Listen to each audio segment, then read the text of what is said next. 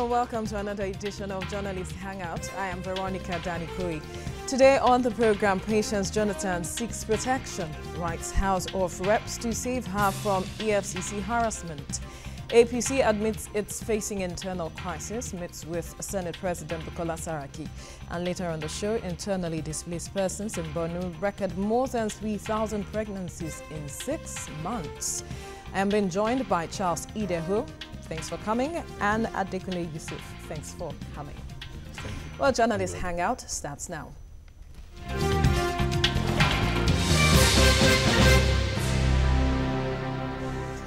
Patience Jonathan, the wife of former President Goodluck Jonathan, has petitioned the House of Representatives over incessant harassment by the Economic and Financial Crimes Commission, that's the EFCC. The petition was submitted on her behalf by a PDP lawmaker from Delta State, Lovett EDC. She says her fundamental human rights are being infringed upon by the anti-graft agency. While conveying Mrs. Jonathan's complaints to the House, EDC said mere allegations should not amount to guilt until a proper conviction by a court of law.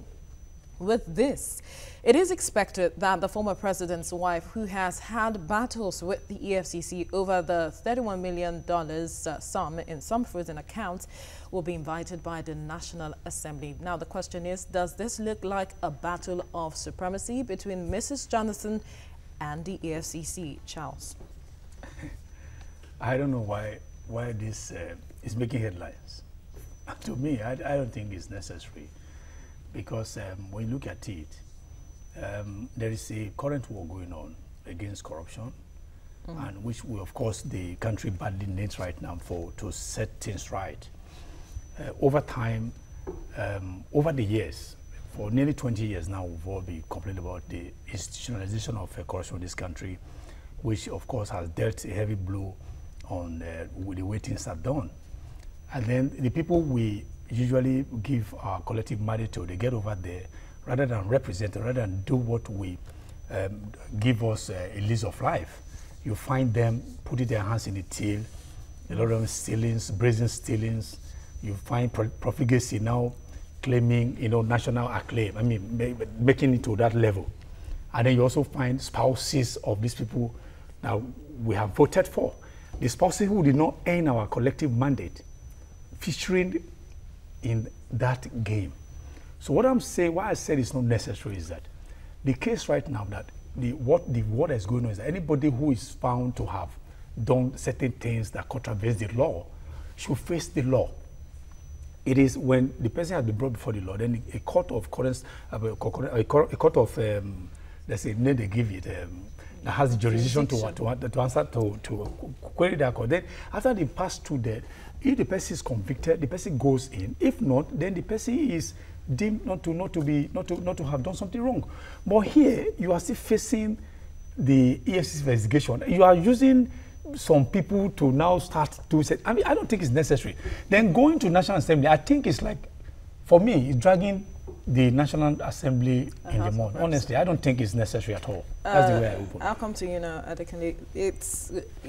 It's been a case of Patience Jonathan versus the EFCC. And now, again, she is crying foul, going to the House of Reps to say, I need your cover. I need you to protect me or shield me. Why is she moving here and there and not just fixing this issue once and for all? Well, first of all, correct it that it's not Patience Jonathan versus EFCC. It is who? It is Patience Jonathan versus Nigeria. Okay. Versus the people of Nigeria versus the state. Because when you... Well, she's making it seem like it's the EFCC. Well, the EFCC is supposed to do the work for Nigeria. Okay. By our law, it's the EFCC that can do it.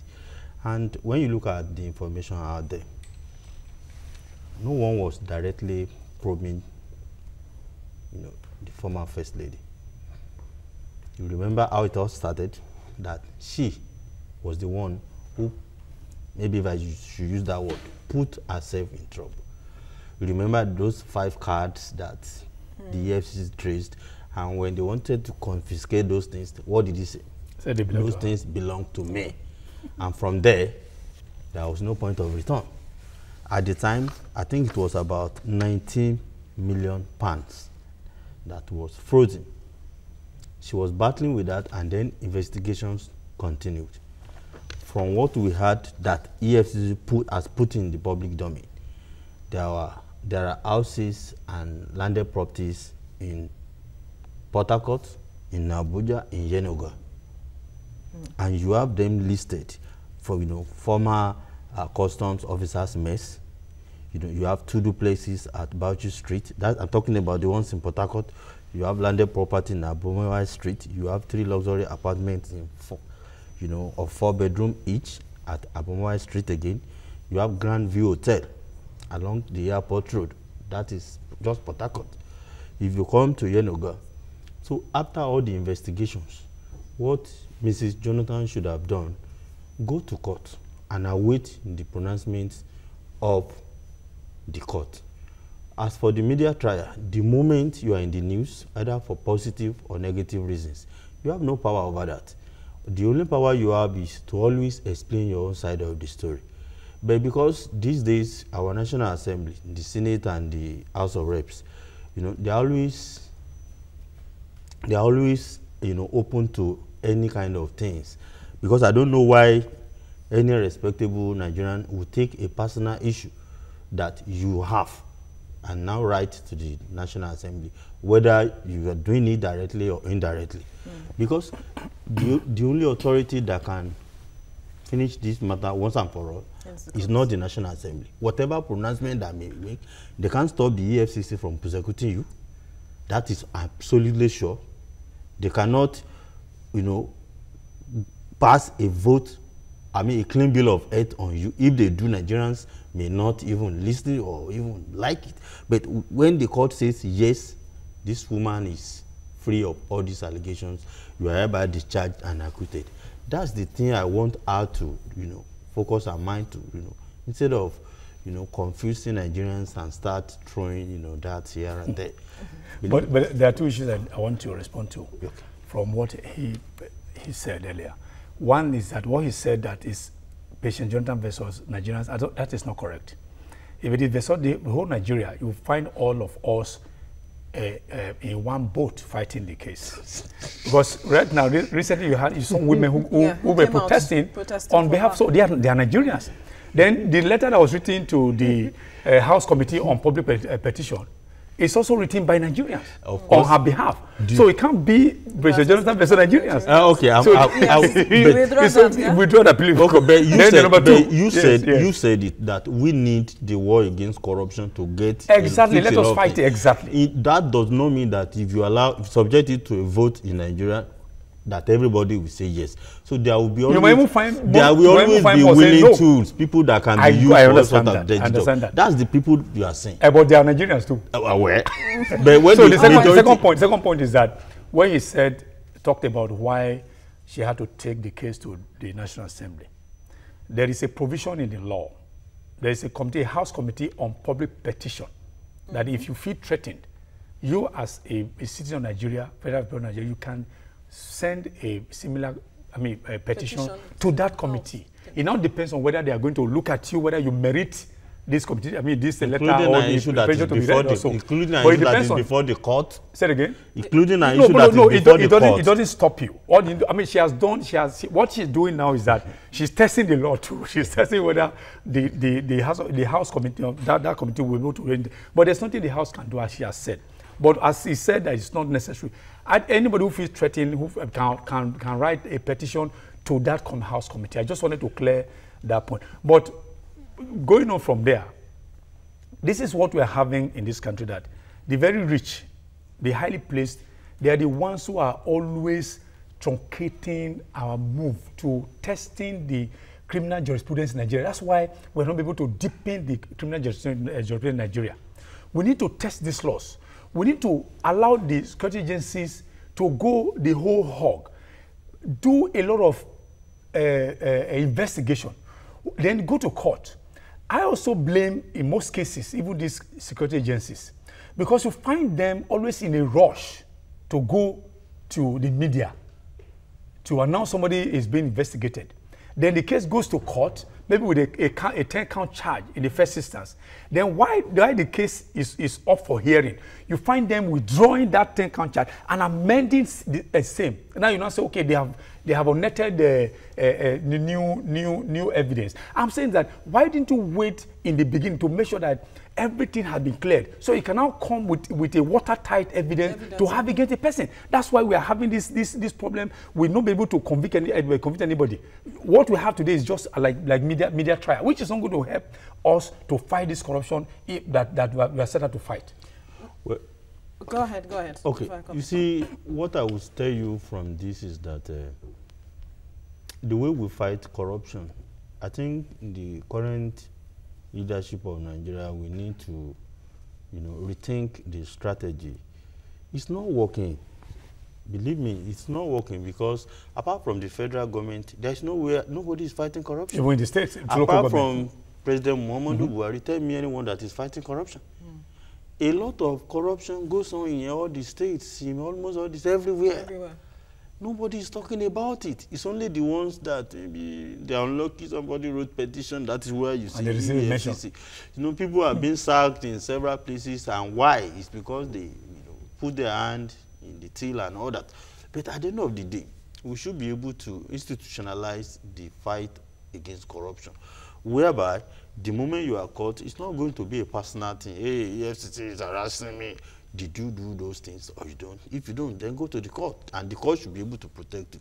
As for the investigations of the security agents, I think likely that was in the past. This EFCC, to me, I've seen a lot of change in the way they do business. You see them, when they come out, they give you, this is this, and look, unlike in the past when they will rush to go to court, and at the end of the day, they don't have any case. You understand? So, to me, we need to institutionalize the fight against corruption. But we can't relying on, do you know why we can't do that? The body language of the man. Can you tell us why we can't do that after the break? Please stay with us.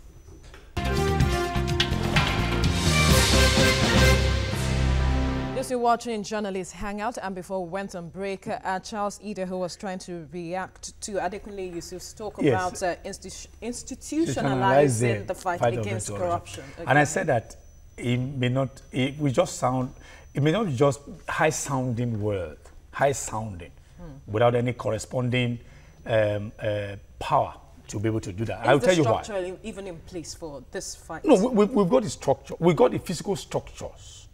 But the political structure, the political will is what is missing. I'll tell you why. Now, you remember when Mangu, however it's pronounced, I don't know whether Mangu or Mangu, recently, I think about a couple of months back, he said the president has given him mandate to go the whole hog. The question I want to ask Mangu is that, do you need the president to remind you of what the constitution has already given to you? That's exactly why we are not being able to institutionalize corruption. You know why? When you have a man, a new sheriff in town, the new sheriff has a case against, something against corruption, he fights it. Everybody who works for him will look at what has now become a sobriquet for the president, the issue of body language. Everybody keeps up behind him. That. Now, when you now have that president, if he doesn't win election, or after he has served out his two terms, then you have somebody there who is averse to the issue of corruption. What happens to the institutions? You now have somebody there who is going to be in charge of EFCC. You also look at the body language of the incoming president. If he doesn't want to fight corruption, there's nothing he can do. I give you a local example.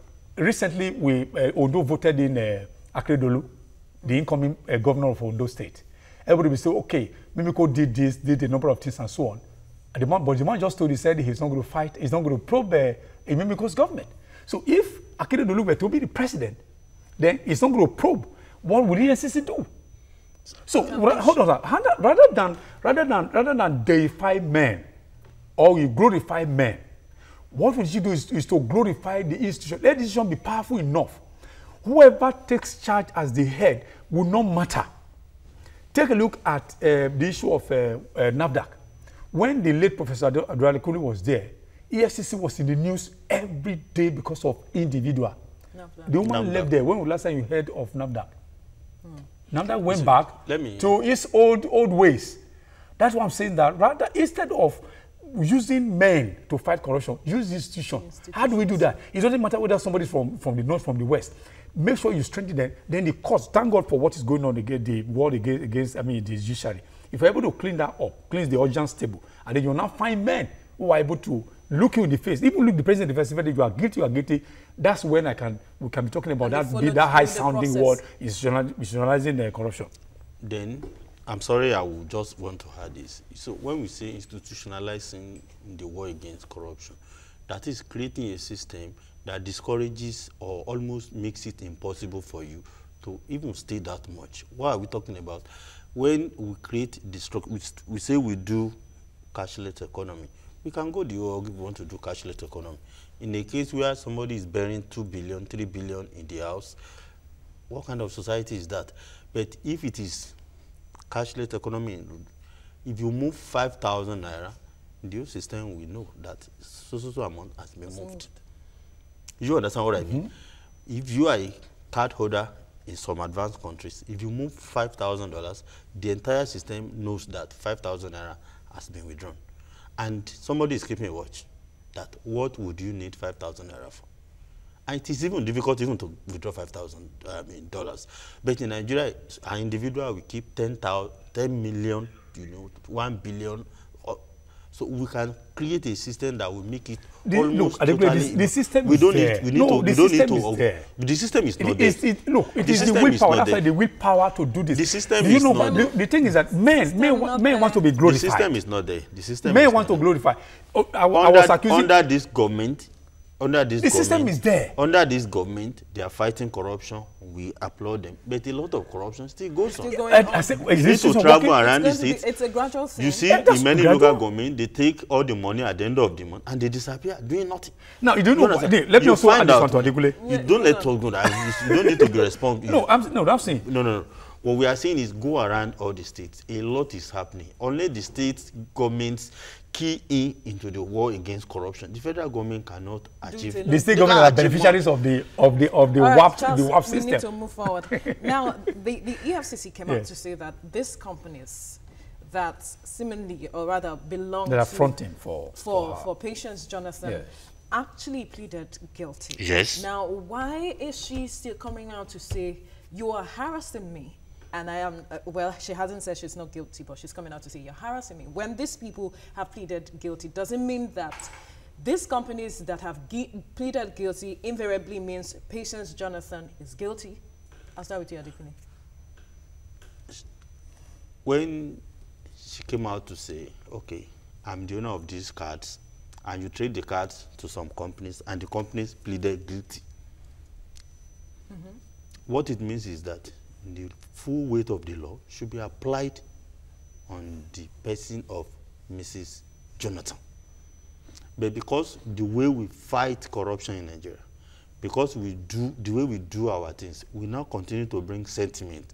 Hey, the former first lady. Hey, the former head of state of Nigeria. Hey, the former president. Hey, former governor.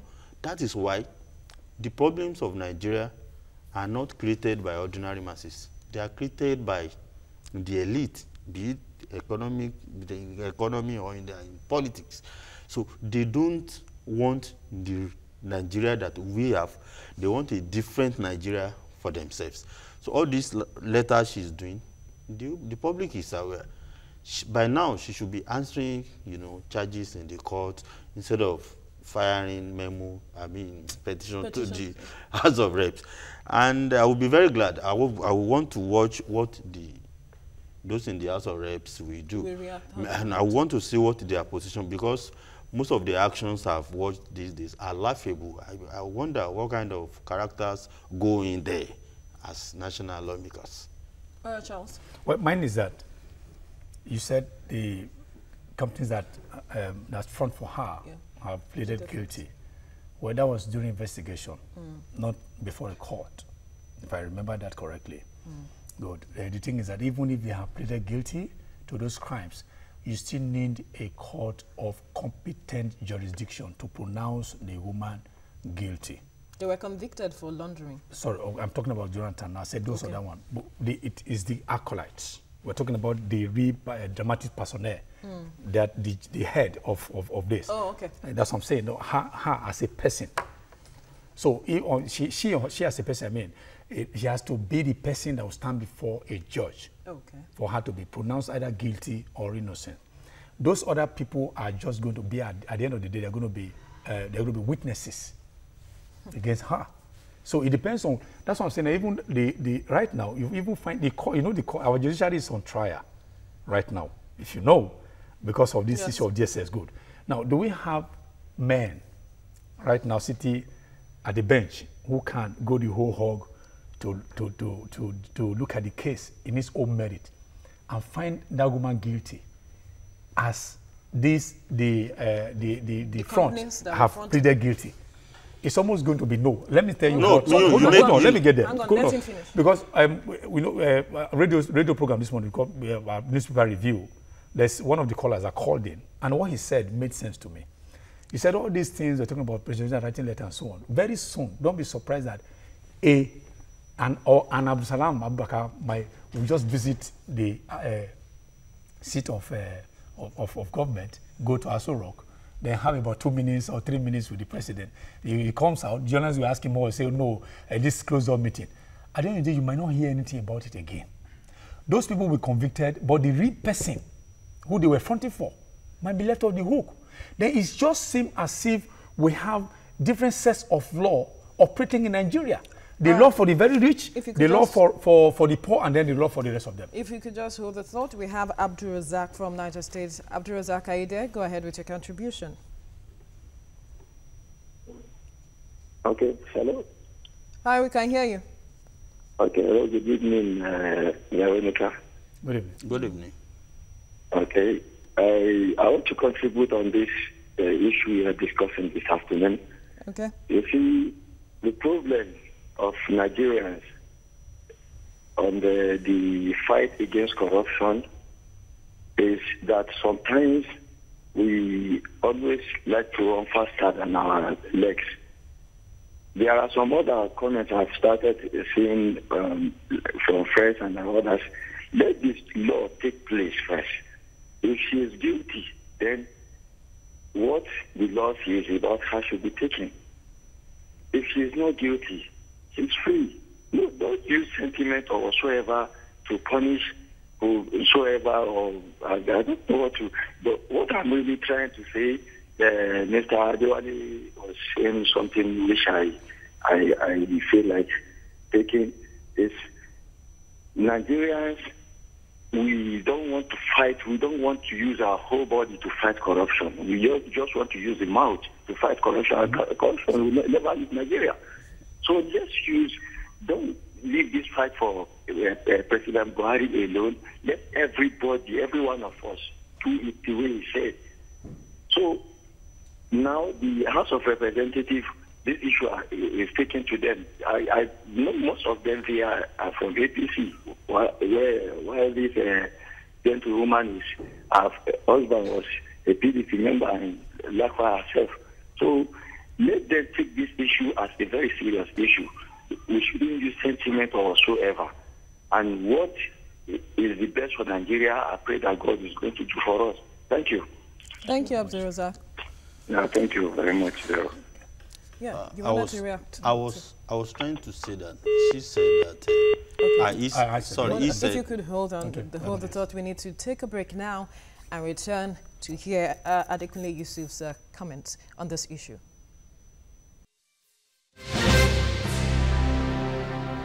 Yes, you're watching Journalist Hangout now. Adekunle, you can go ahead with your contribution. Okay, I wanted to say that instead of Mrs. Jonathan writing to the House of Reps, Nigerians should know the true facts behind the whole thing.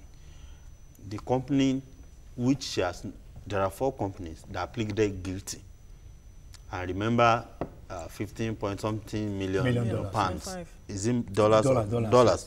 That the EFCC, then another, I think that's another 19 million pounds. Pounds, yes, I remember that, yes. So when all these companies pleaded guilty, let me mention the names of the company. You have Pluto Property and Investment Company Limited, Seagate Property Development and Investment Company Limited, Transocean Property and Investment Company Limited and Aviation Global Property Development Company Limited. All these companies on September 19 at the Lagos High Court pleaded guilty. Yes. So, even though they are one of Mrs. Jonathan's aides, Dudafa and two other people, chief, you know, didn't plead guilty. Domestic, What Mrs. Jonathan did that day was that she just went to court, you know, suing EFCC and Skybank. That's the best, you know, remedy she can enjoy under our law.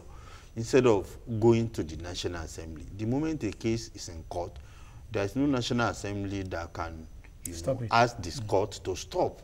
She can go to court and seek and get a total clearance that, oh, you have done nothing wrong. Go and take all your money and go home and say no more. Or she can be convicted. I take that as your last take on the court pleaded guilty. Yes. So, even though they are one of Mrs. Jonathan's aides, Dudafa and two other people, chief, you know, didn't plead guilty. Domestic. What Mrs. Jonathan did that day was that she just went to court, you know, suing EFCC and Skybank.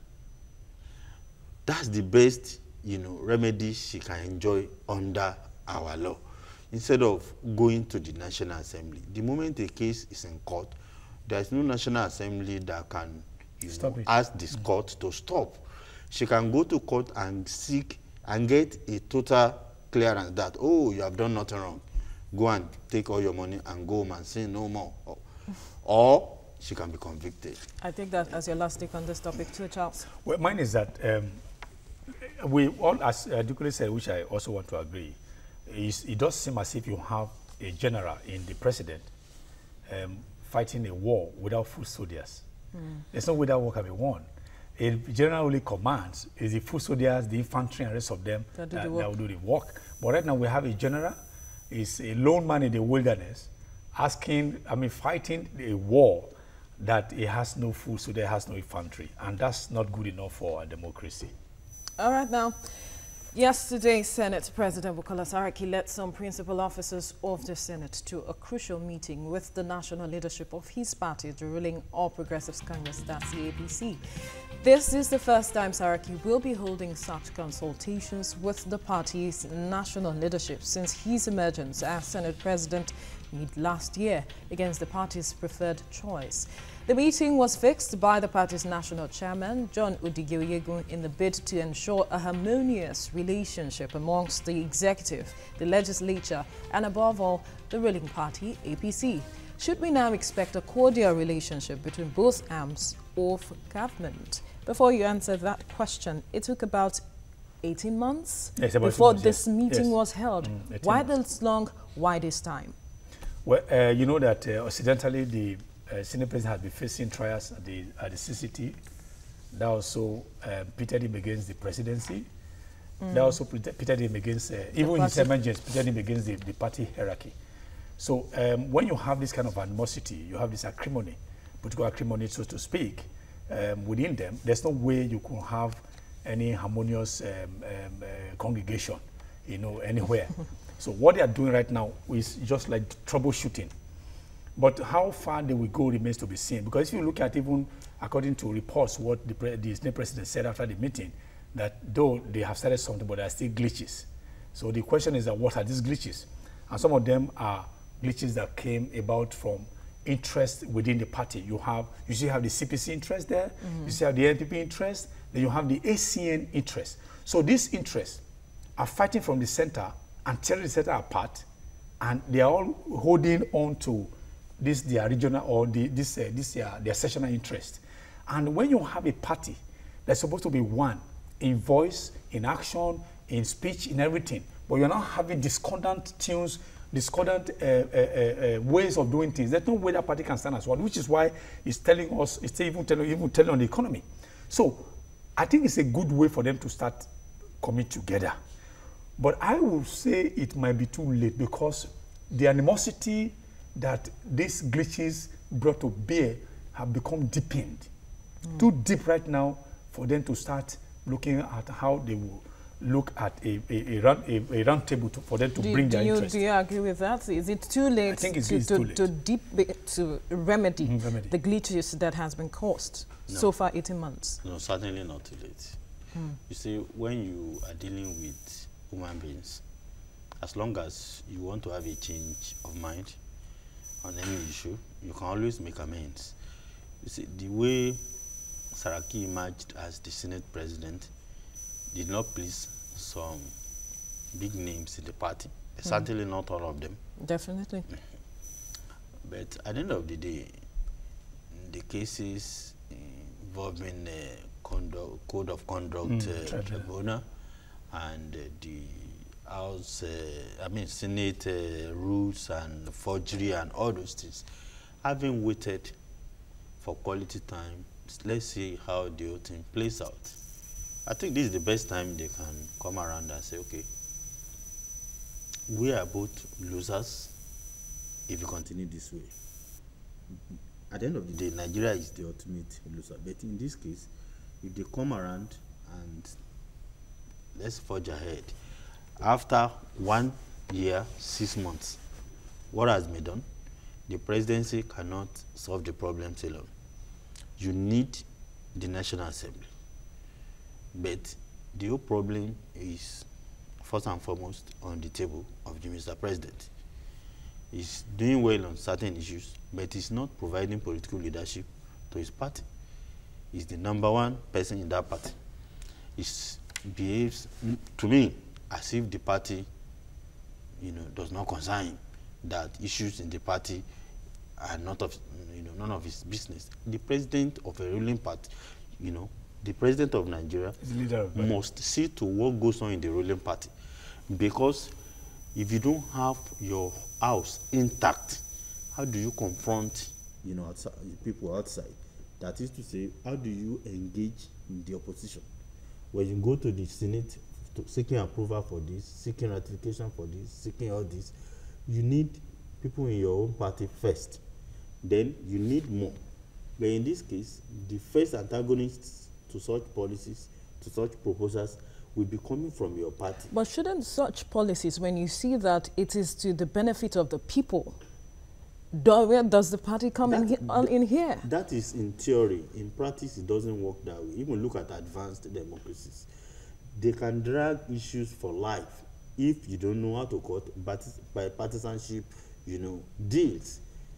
You need to do it. The president of Nigeria is not doing well on this issue. The way he's leading the ruling party, as far as I'm concerned, the party doesn't have a hope, as far as I'm concerned. I believe any moment it will just crumble like a cow. We can't conclude on that. But he said now that he said it's not too late. I said now that it's not too late. So he's speaking with both sides of his mouth. No, I'm not saying too late. I said now, if they realize their mistakes, Saraki said all has been resolved, and he said the chairman said it's the chairman that used glitches. And what that means is that they have not fully resolved most of the issues. But if the principalities can come together and say, okay, in the interest of Nigeria, let's bury our ashes and move ahead. It's still not the See, when Adekunle was talking, I quite admire his faith. I admire his faith in the Nigerian politician. Okay. Look, there are centrifugal forces right now pulling them apart.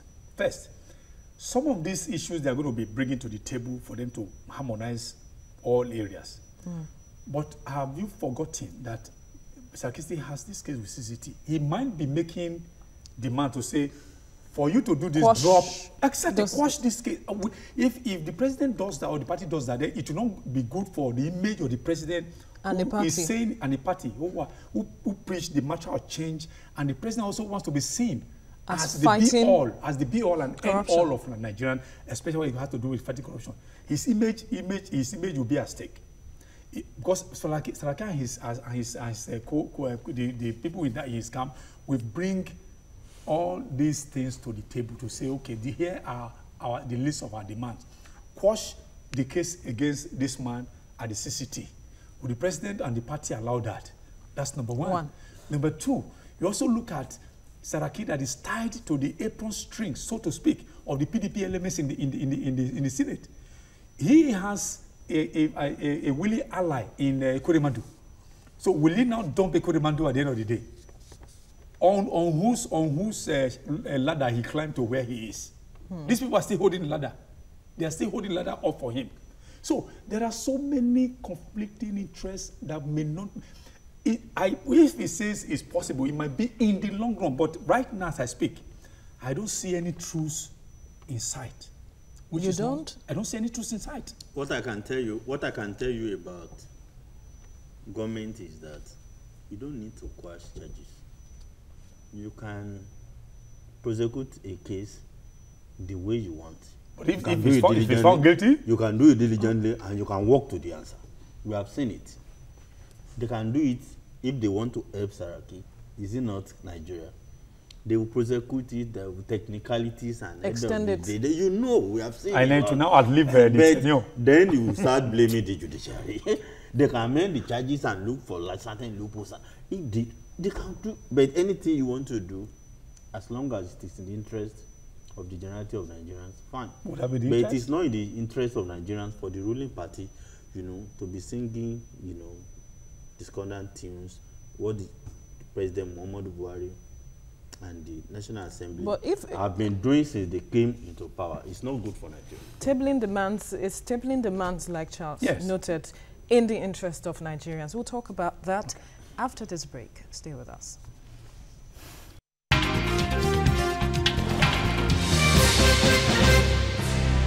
Yes, you're watching Journalist Hangout, and before we went on break, I was asking that, as Charles said, that all of these demands that might be brought to the table, how is it in the interest of Nigerians? Because at the end of the day, Nigerians and Nigeria should be the focus. Yes. Charles. The thing is that I think all these demands that I mentioned earlier that might come, Adekunle said that they might walk to the answer. Don't sound to me. No, because he said they might walk to the answer. I don't want to go. Walking to the answer would mean that they will play according to the Nigerian rule, the Nigerian way of doing things. So somebody will not be jailed, or somebody will not be found guilty at the end of the day.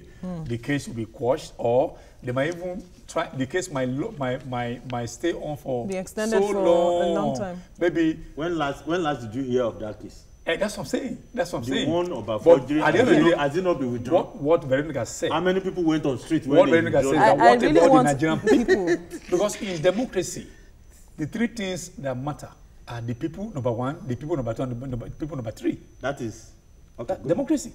Because, and again, the government also has to be careful. The government has to also be very, very circumspect in the issue of what they promised when they were coming in, and that goodwill they enjoyed.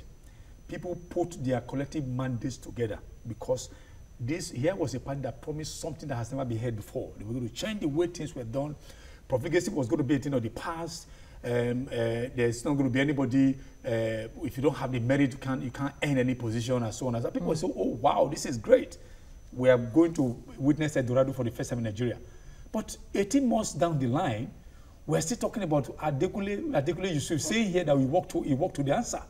It tells you that what we feel has changed may not have changed. So if you want and we have little time to achieve what you're demanding. Once the 2017 budget is passed, politically for 2019 we begin in earnest. We hot up, and then the people will also will be left in the lodge. Will be left in the lodge. So when this man comes, okay, let's look for a level playing field. A way we resolve the matter. He will bring the demands. First of all, to quash that trial. When he quashes the trial, then people will now look at it, and it is form as if to now become a convention. So person did something, and what happens? So people cannot sit the government and spit in the government's face. I don't subscribe to this trial. Not subscribe. Because whether we agree or not. Because how do you know that Taraki knows that he will lose that case in court? But he used technology to stop, to force. We cannot conclude right now. No. He may not lose that case in court. But let's test it. Let's test it. Good, let's test it. That's a possibility. Let us test it. We have to test it. From the point of view, I'm not a fan of Saraki, but I won't speak from the point of view that it's only one possibility that awaits him in the court. No, don't misunderstand. You can be discharged and acquitted, or you can be convicted. Okay. So it's not a must that you should. No, his discharge or acquittal has to be tested. That's That's what I'm saying. So, but how do you test it if you don't allow the case to run its full course? It's only when the case has been allowed to run the full course, you will now allow whether somebody will be acquitted or somebody will be exactly. Gentlemen, we need to get gentlemen. Yes. I'm still the anchor of the show. We need to get your final. We need to get your final take on this topic before we move ahead. My final take is that the rapprochement that is going on right now between Saraki's group, that's the leadership of the Senate, and the leadership of the party is a good way to go. So what I will ask for, I will beg that let them sheath their swords for the benefit of Nigerians. Let them also bury their individual interests and have them subsumed under national interest. Because it is national interest that will matter. But at the end of the day, if they don't agree and things continue like this, the grass and the tree will continue to suffer. All right, before I come to you, Adekunle, we have Benga from Abuja. Benga, are you there? Go ahead with your contribution. Yes, good evening. Good evening. My name is Benga from Abuja. All right. Mrs. Jonathan had the right to petition the House of Reps I said it. as a citizen of this country. But I see it as an academic exercise because the House itself has some corruption, some fighting, some things hanging on them. So in order to save their image, they may not entertain anything that has to do with corruption. That's number one. Number two, on the APC, it's a healing process. There has to be a kind of horse trading. You may not know where it will end. For them to rule this country, they have to settle within. They have to remove all the acrimony within. And there will be horse trading. These people are experienced, they are mature, they are in the game. They know how to play the chess. And I'm telling you that by this time next year, all these things, I will not know what will happen to all the charging to the court. But there will be a way out. Thank you. Thank you, Benga. As I bear his feet. Well, all right, just as Benga said, President Muhammadu Buhari should show more interest in what goes on in his party, because the executive and the legislature need to work together for him to achieve anything. If not, he will just be in office for 4 years, and before you know it, he will be leaving nothing. It's done. Yeah. All right, moving on now. It is no longer news that internally displaced persons, that's IDPs, especially women, are going through horrible times in Nigeria. These IDPs are reportedly often used as sex slaves. Statistics show that no fewer than 3,000 pregnancies have been recorded in Bakassi camp for IDPs in Maiduguri, the Borno state capital, since June.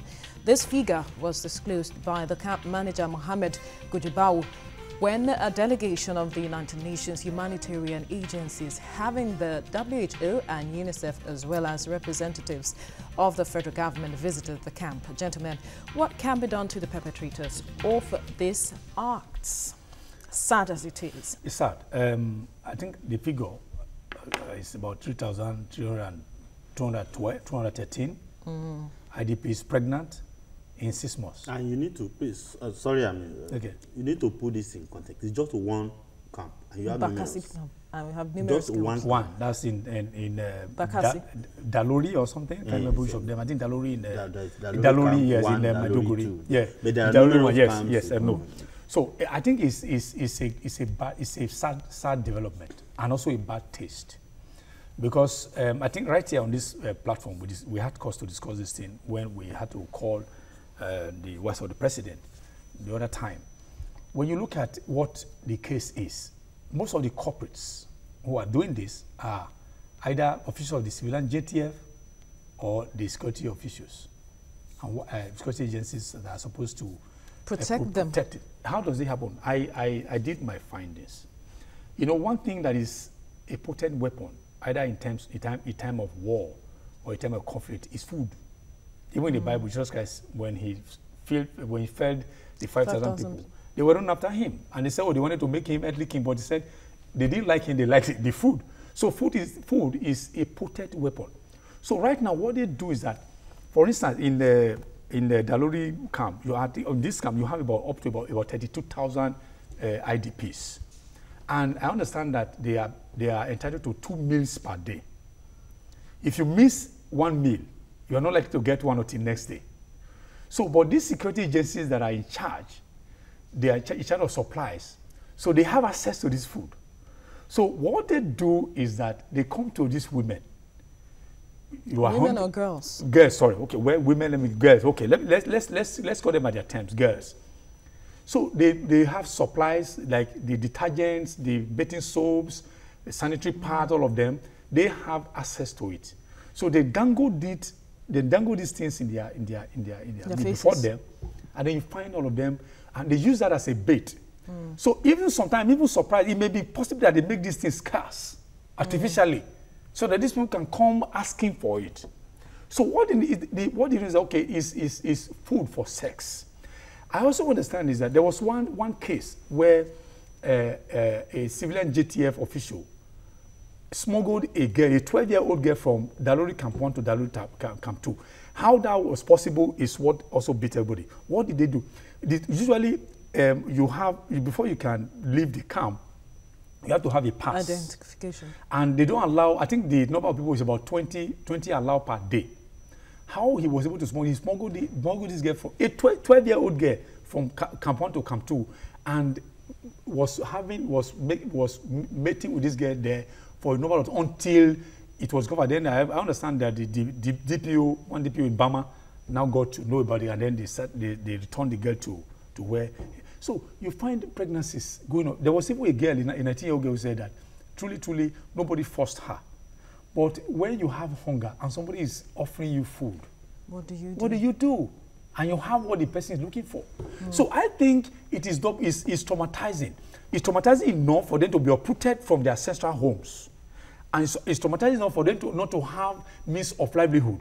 Then you are now adding it. It's like multiple trauma for them right now. You're facing on one front. You don't have access to your home. Then someone is now impregnating somebody in the camp, no father. And then the population is going to increase. Even the supplies will not become enough. I mean, so it's whether you look at it's a complex issue. A complex issue, yes. Adekunle, we need to get your take on this. Okay, at least I've been able to visit some of the camps, in the past. And when you look at what you say, it's very unfair to always blame the security agents. No, it's not true. I'm not saying there are not instances where you can blame the security agents, but to put the entire blame on them, no, that's not true. So who can they? That's where I'm going. Most of the times, it's very difficult for these people to stay in the camp permanently. They need to go out.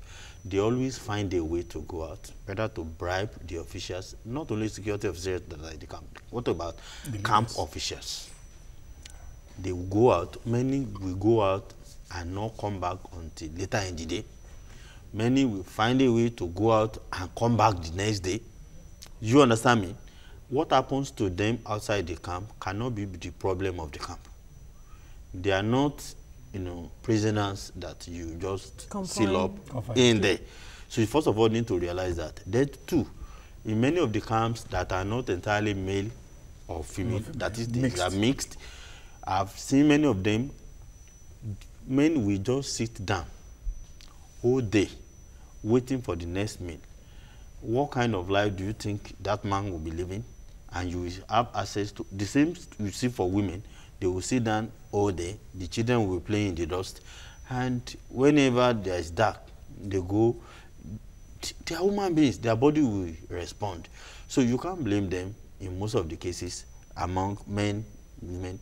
Many of the women, they don't know whether their husbands are alive. Many, they kill their husbands in their presence. Many men don't know whether their wives are alive. They killed some in their presence. You see some unmarried ladies, young ladies. So all this, there is a multiplicity of issues. That's what I'm trying to say. So how can we deal with this? Because when you displacement specific vulnerabilities of the camp inmates, how do you deal with it? From what I know worldwide, we can't continue this way. The best way for Nigeria to is all these people in the camp, check them out. What are you able to do? Please resettle them. You don't have to resettle them in their place, in their ancestral homes.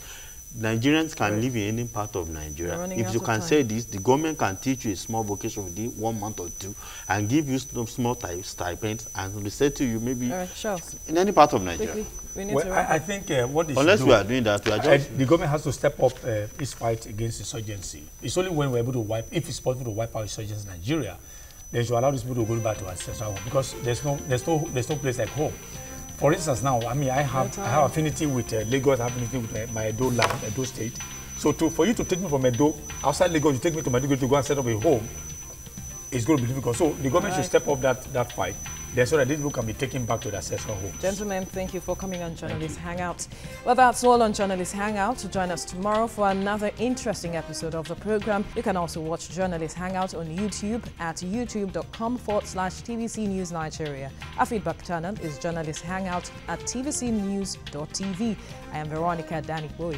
Bye for now, and God bless Nigeria.